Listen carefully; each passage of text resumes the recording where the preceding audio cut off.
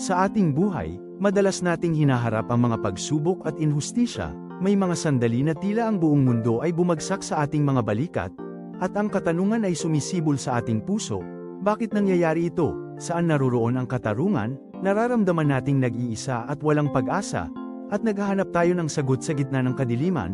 Ito ba ang nararamdaman mo ngayon? Ngunit ang ating Diyos ay hindi bingi sa ating mga panawagan. Sa bawat luha na dumadaloy, sa bawat hinaing na binubulong, naroroon siya. Ang salita ng Diyos sa Aklat ng Mga Awit Kabanata 7, Talata 11, ay nagbibigay sa atin ng matibay na katiyakan. Ang Diyos ay hukom na makatarungan. Hindi lamang siya nagmamatsyag, siya ay kumikilos, ang kanyang katarungan ay perpekto, walang bahid ng pagkakamali, siya ang magtatanggol sa mga inaapi, at magbibigay ng hustisya sa tamang panahon. Sa likod ng bawat hatol ng Diyos, ay ang kanyang walang hanggang pag-ibig. Ang kanyang katarungan ay hindi para parusahan lang, kundi para ibalik ang kaayusan, upang maghatid ng kapayapaan at pagpapagaling, para sa mga pinipighati at inaapi.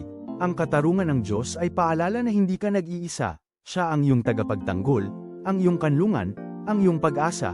Sa kanyang bisig, makakahanap ka ng tunay na kapanatagan at lakas. Magtiwala ka sa kanya, dahil ang kanyang pag-ibig ay sapat.